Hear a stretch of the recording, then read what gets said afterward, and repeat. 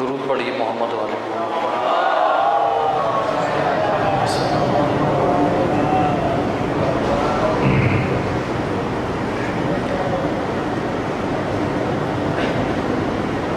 اعوذ باللہ من الشیطان الرجیم، بسم اللہ الرحمن الرحیم،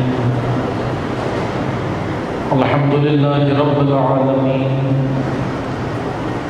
الصلاة والسلام علی اشرف الانبیاء والمرسلین وخاتم النبیین سیدنا و مولانا علی رسولہ الکریم وعلى بیت الطیبین الطاہرین المعصومین المظلومین، اما بعد فقال اللہ تبارک و تعالی فی کتابہ المجید و فرقانہ الحمید، بسم اللہ الرحمن الرحیم، انا انزلناه فی لیلۃ القدر وما ادراک ما لیلۃ القدر، لیلۃ القدر خیر من الف شہر، تنزل الملائکۃ والروح فیہا بإذن ربہم من کل امر، سلام ہی حتی مطلع الفجر۔ صدق اللہ العلی العظیم۔ تمام حاضرین اپنی آمادگی کے لیے اور اپنی عبادتوں کی قبولیت کے لیے ایک بار مل کے محمدی صلوات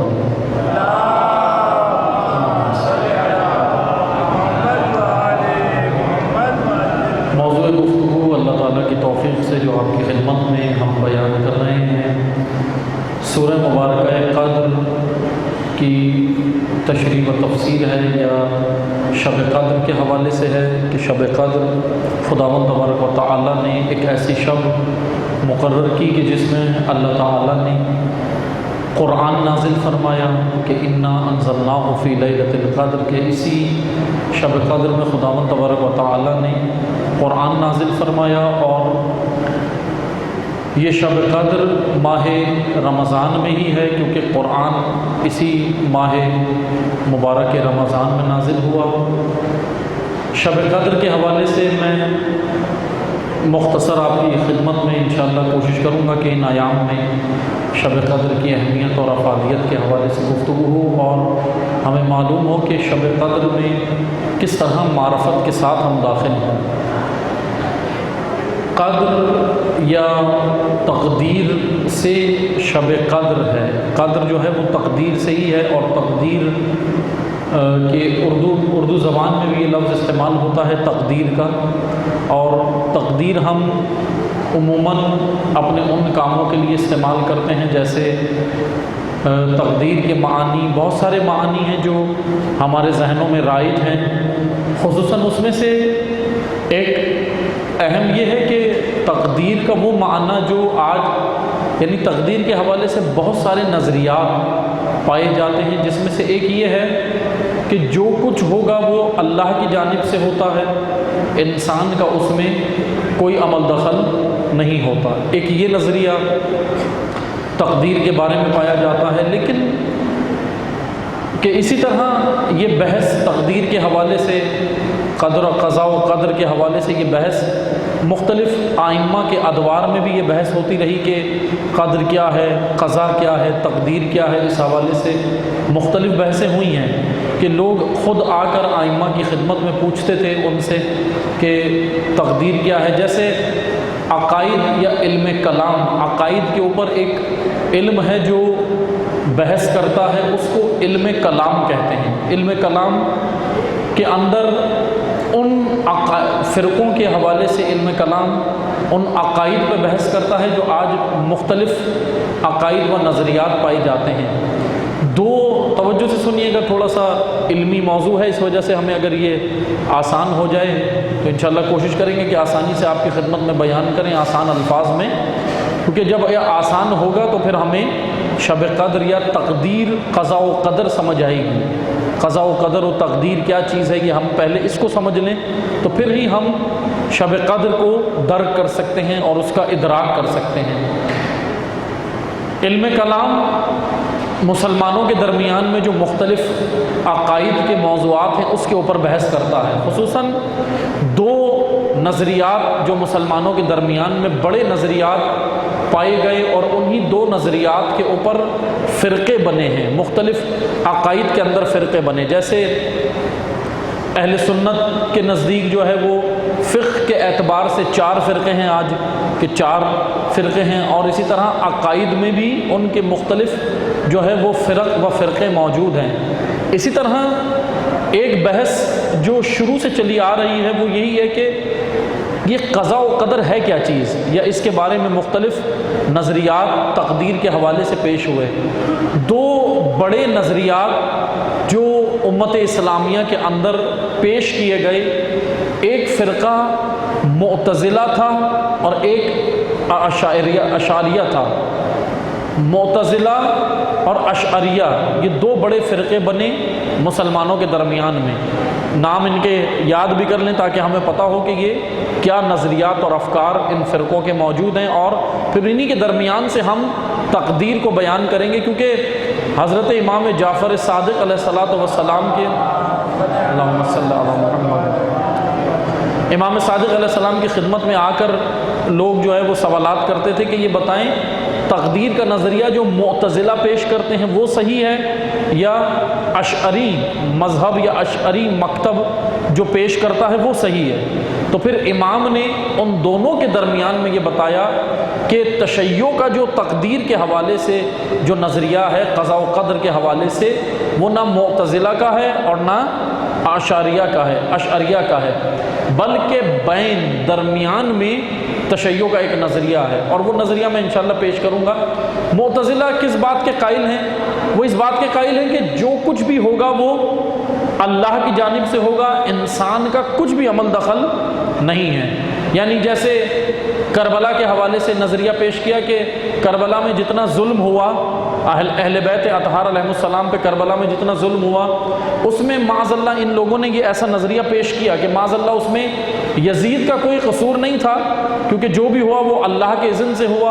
امام حسین کربلا گئے اور آل رسول پہ یہ ظلم ہوا، اور یزید کا اس میں کوئی بھی کردار نہیں رہا، بلکہ انہوں نے یہ نظریہ پیش کیا کہ جو بھی تھا وہ اللہ کی جانب سے لکھا ہوا تھا، تقدیر میں تھا اور یہ ہونا تھا. اور حسین کربلا گئے، خدا لے کر گیا، اور یزید سے یہ ظلم معاذ اللہ کہنے لگے خدا نہیں کروایا. یعنی ایک ایسے نظریات تقدیر کے حوالے سے پیش کیے گئے. یہ معتزلہ کا مثلا یہ کہ نظریہ ہے کہ تقدیر، وہ یہ کہتے ہیں کہ تقدیر انسان کے ہاتھ میں کچھ بھی نہیں ہے، بلکہ جو کچھ ہے وہ اللہ کے پاس ہے، اللہ کے پاس ہے، اور خدا جو چاہتا ہے وہ کرتا ہے. اسی کے مقابل ایک اور نظریہ جو امت اسلامیہ میں پیش ہوا وہ تھا اشعریہ یا اشعریہ. یہ لوگ جو تھے انہوں نے یہ نظریہ پیش کیا کہ اللہ نے جو بھی اختیار تھا کائنات بنا کے یہ سب کچھ کر کے وہ سب اب انسان کو دے دیا ہے، اور خدا کا اب عمل دخل کچھ نہیں رہا. یعنی یہ دونوں افراط و تفریط کا شکار رہے. افراد و تفریط سمجھتے ہیں نا، افراد بڑے ہوئے، حد سے بڑے ہوئے، تفریط اس سے یعنی حد سے گرے ہوئے. اسی لیے اعتدال کا راستہ درمیان میں وہ تشیع کا عقیدہ ہے. جب امام صادق علیہ السلام سے پوچھا کہ یہ بتائیں کہ یہ معتزلہ صحیح کہہ رہے ہیں یا اشعری صحیح کہہ رہے ہیں، معتزلی صحیح ہیں یا اشعری صحیح ہے، تو امام نے کہا کہ ان دونوں کے درمیان میں جو درمیان میں جو عقیدہ ہے تشیع کا وہ یہ ہے کہ اللہ نے اختیار سارا کل کا کل خدا ہی کے پاس ہے، لیکن اللہ نے انسان کو قانون اختیاری پر پیدا کیا، یعنی انسان کو اختیار دے کر بھیجا ہے. اب انسان دونوں راستے خدا نے رکھے، ایک راستہ رحمان کا، ایک راستہ شیطان کا، اور اختیار انسان کو دیا ہے. اب انسان اپنے اختیار سے راہ کو چنے گا، یعنی راہ کو بنانے کا اختیار انسان کے پاس نہیں ہے، لیکن راہ کو چننے کا اختیار ہے. راہ کو یعنی انتخاب کا، راہ کے انتخاب کا اختیار انسان کو ہے. جیسے میں آپ کو ایک سادہ سی مثال دیتا ہوں، توجہ سے سنیے گا کیونکہ مثال سے مطلب آسان ہو جاتا ہے. مثال دیتا ہوں توجہ سے سنیے گا. مثلا فرض کریں آپ بچے کو مارکیٹ لے کے گئے کھلونا دلانے، باپ بیٹے کو، چھوٹے بچے کو مارکیٹ لے کے گیا کھلونا دلانے. پسند بچہ کرے گا کھلونا، کوئی بھی مارکیٹ میں آپ لے گئے، دکان کے اوپر لے گئے، اس شاپ کے اوپر دکان پہ لے گئے، تو پسند بچہ کرے گا کھلونا. بچہ انتخاب کرے گا، باپ انتخاب نہیں کرتا۔ باپ کہتا ہے کہ بتاؤ لینا کیا ہے، باپ اس کو آفر دیتا ہے کہ آپ کو اختیار ہے، آپ کے پاس قوت انتخاب ہے۔ بچے کے پاس کیا ہے؟ قوت انتخاب۔ لیکن ایک چیز ہے، بچہ انتخاب تو کر سکتا ہے، چن تو سکتا ہے، لیکن خرید نہیں سکتا۔ کیوں نہیں خرید سکتا؟ کیونکہ قوت انتخاب، چننے کی قوت بچے کے پاس ہے اور خریدنے کی قوت باپ کے پاس ہے۔ خریدنے کی قوت بچے کے پاس نہیں ہے، بچہ صرف چن سکتا ہے، اس کو اختیار صرف چننے کا دیا ہے کہ آپ چن لو، کیونکہ اس کی جیب میں پیسے نہیں ہیں۔ خریدنے کے جو پیسے جیب میں ہیں وہ باپ کے ہیں، یعنی خریدنے کی طاقت والد کے پاس ہے اور چننے کی طاقت بچے کے پاس ہے۔ بس یہ ایک سادہ سی مثال تھی، مطلب کی جانب آئیں۔ اب اسی طرح راہ کو بنانے کا، اللہ کی راہ پہ چلیں یا شیطان کی راہ پہ چلیں، ان راہوں کو بنانے کا اختیار اللہ نے انسان کو نہیں دیا، لیکن چننے کا اختیار دیا کہ آپ اپنی رضا، رغبت اور مرضی کے ساتھ راستے کا انتخاب کرو۔ اللہ کے راستے کا انتخاب کرو گے تو انجام یہ ہوگا، شیطان کے راستے کا انتخاب کرو گے تو انجام یہ ہوگا۔ اختیار خدا نے دیا ہے۔ بس عزیزان محترم، ایک شخص نے آ کر امیر المومنین علی ابن ابی طالب علیہ الصلوۃ والسلام سے اللہم صلی علی محمد، امیر المومنین سے سوال کیا کہ مولا یہ بتائیں کہ قضاء و قدر کیا ہے؟ قضاء و قدر کیا چیز ہے، یعنی انسان کو کتنا اختیار ہے؟ توجہ سے سنیے گا، توجہ ہے نا، میں پھر آگے بڑھوں، توجہ سے سنیے گا۔ امام نے کہا کہ امام سے پوچھا کہ بتائیں انسان کو اختیار خدا نے کتنا دیا ہے؟ اب سوال یہ بنتا ہے مجھے خدا نے اختیار تو دے دیا، انسان کو با اختیار پیدا کیا، ورنہ دیکھیں اگر خدا اختیار نہ دیتا تو آج ہم کوئی گناہ کر رہے ہوتے، گناہ کی جانب تو نہیں ہوتے، سب مسجد میں ہوتے، سب عبادتیں کر رہے ہوتے، سبھی عبادتیں کر رہے ہوتے۔ اس لیے دو قانون ہیں خلقت کے خدا کے، ایک قانون اجباری، ایک قانون اختیاری۔ قانون اجباری یعنی جس کے اس قانون کے اوپر جانور خلق ہوئے، پرندے خلق ہوئے، نباتات، حیوانات، حشرات، جتنی بھی مخلوقات ہیں وہ قانون اجباری پر ہیں، لیکن قانون اختیاری پر انسان خلق ہوا ہے۔ اختیار اس کو دے کے بھیجا ہے کہ آپ جاؤ اور اپنی مرضی سے راہ کو چنو۔ ہاں، اچھے برے کا دونوں کا اللہ نے اس کو بتا دیا، عقل کیونکہ دی ہے، عقل کے ذریعے سے یہ اپنے فیصلہ اچھے برے کی تمیز کر سکتا ہے۔ اسی لیے توجہ سے سنیں، جب مولا علی سے آ کے اس شخص نے کہا کہ کتنا اختیار ہے انسان کو، بھئی ہمیں پتہ تو چلے نا اللہ نے ہمیں کتنا اختیار دیا، تو امام نے اس سے کہا کہ آپ ایک ٹانگ اٹھا کے کھڑے ہو جاؤ۔ اس نے ایک ٹانگ اٹھا لی، کھڑا ہو گیا، ایک ٹانگ اس نے اٹھا کے کھڑا ہو گیا۔ پھر اس نے کہا کہ اور کتنا اختیار ہے؟ امام نے کہا آپ دوسری ٹانگ بھی اٹھاؤ۔ کہا کہ نہیں میں دوسری تو نہیں اٹھا سکتا، اٹھاؤں گا تو گر جاؤں گا۔ تو امام نے کہا کہ بس اتنا ہی اختیار انسان کو دیا، یعنی بس اتنا اختیار ہے، یعنی اللہ نے انسان کو اختیار دیا ہے لیکن نہ کہ کل کا کل اختیار دے دیا۔ جیسے اشعری مذہب کیا کہتا ہے؟ کل اختیار دے دیا، اور معتزلی کیا کہتے ہیں؟ کچھ بھی نہیں دیا۔ حالانکہ امام صادق علیہ السلام نے کیا کہا کہ درمیان میں اعتدال کا راستہ یہ تشیع کا مکتب ہے، تشیع کا عقیدہ ہے، یعنی خدا نے انسان کو اختیار دے کر بھیجا۔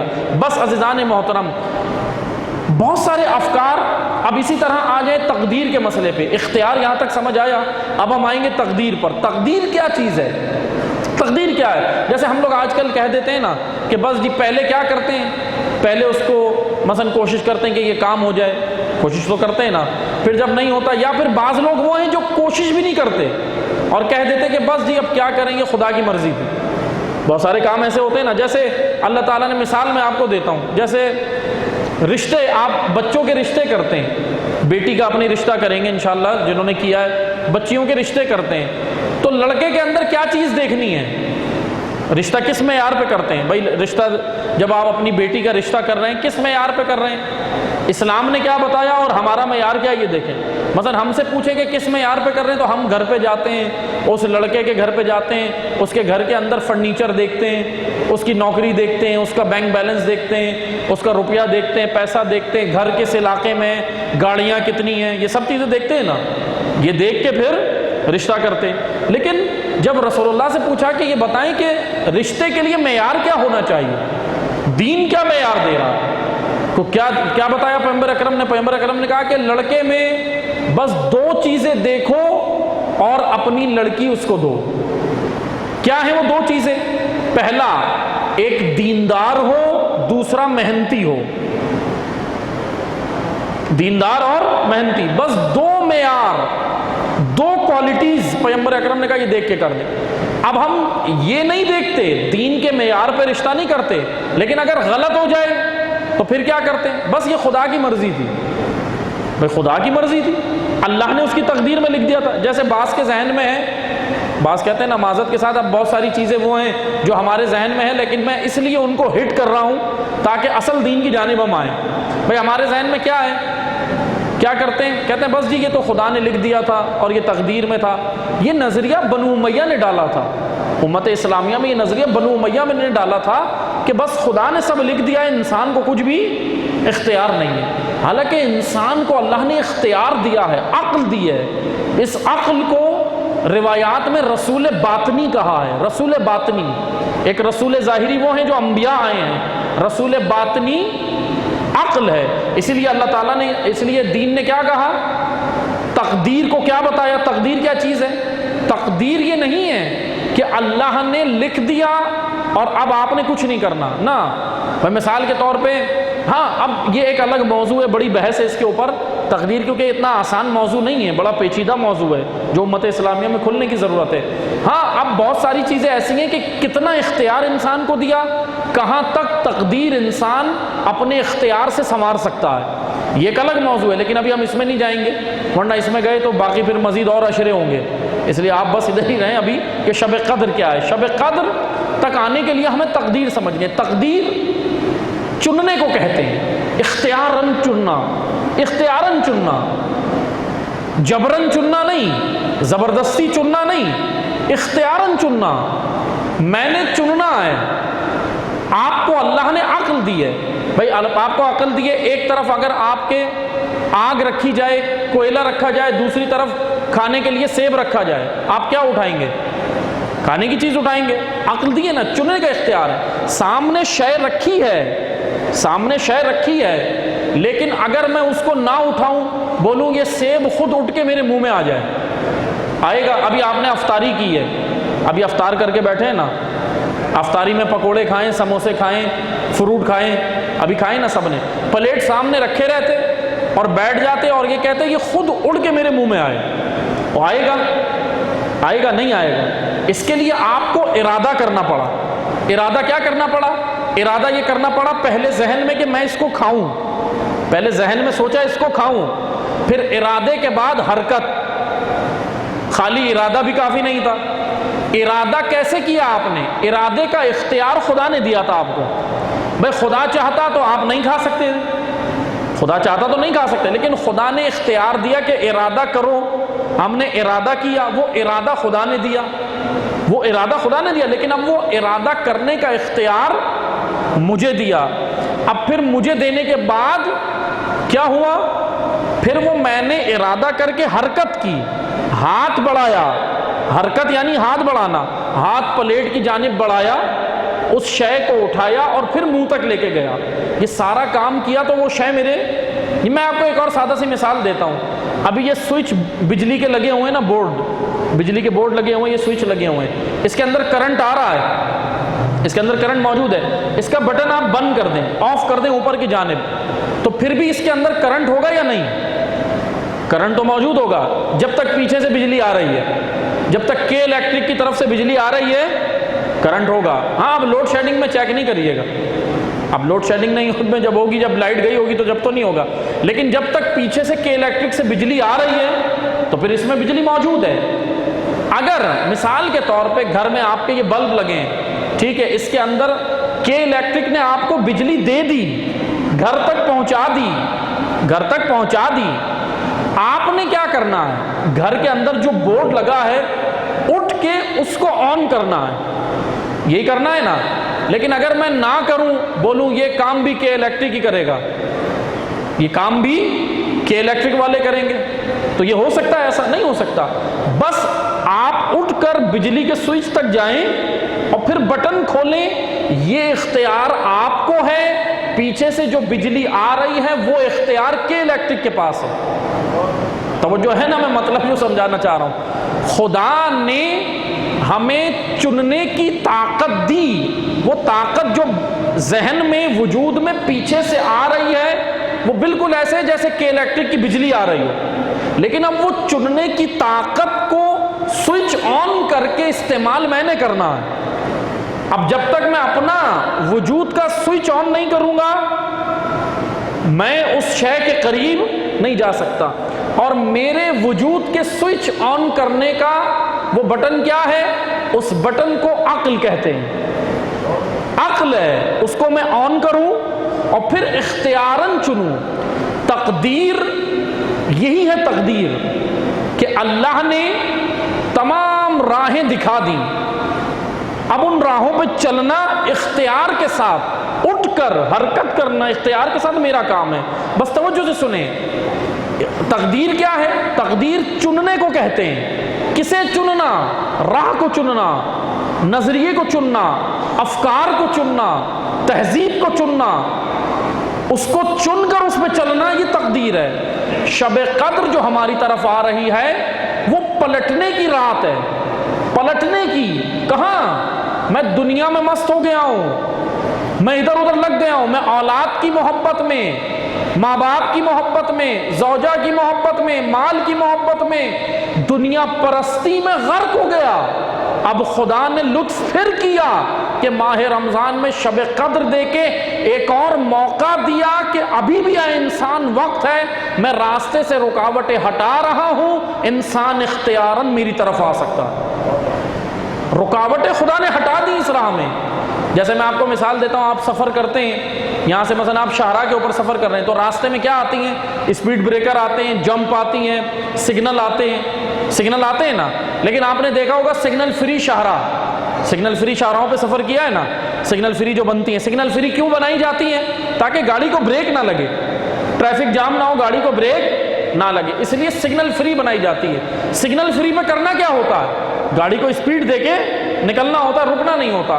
عزیزان محترم، یہ مثال تھی، مطلب کی جانب آئیں، اللہ کی جانب اگر انسان پلٹے شب قدر میں، اس ماہ میں پلٹے، تو شب قدر کیا ہے؟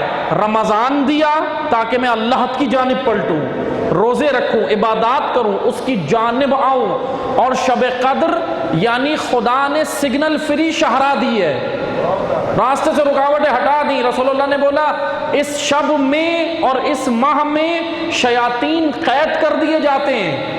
کون سے شیاطین؟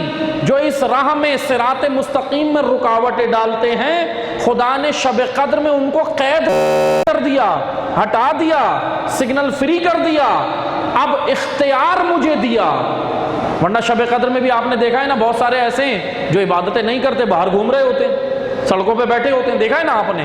تو اگر خدا جبرن کرتا تو سب مسجد میں ہوتے، لیکن اختیار دے دیا کہ راستے سے رکاوٹیں ہٹا دی، اب اختیار ہے کہ اپنا سفر کتنا تیز کرتے ہو، اب یہ سفر میں نے کرنا ہے۔ بس عزیزان محترم، شب قدر تقدیر کی رات ہے، چننے کی رات، فیصلے کی رات ہے، فیصلے کی، کہ میں اپنا فیصلہ کروں کہ میں نے کس راہ پہ چلنا ہے اور جینا ہے۔ کہ انشاءاللہ باقی مطلب ہم آئندہ دروس میں عرض کریں گے۔ دعا کرتے ہیں اللہ تعالی ہمارے قلیل سے ذکر کو قبول فرمائے، اور باقی حاضرین کی تمام شرعی حاجات کے لیے، تمام مقامات مقدسہ کی حفاظت کے لیے، اس مسجد و امام بارگاہ میں خدمات انجام دینے والے مومنین کے لیے، ان کی توفیقات خیر میں اضافے کے لیے، اور جو لوگ افطاری کا اہتمام کرتے ہیں یہاں پر ان سب کے توفیقات خیر میں اضافے کے لیے، جو افطاری کا اہتمام کرتے ہیں ان سب کے مرحومین کی مغفرت کے لیے، اور امام یاسر کے ظہور میں تعجیل کے لیے، سب کی عبادتوں اور دعاؤں کی قبولیت کے لیے تمام مومنین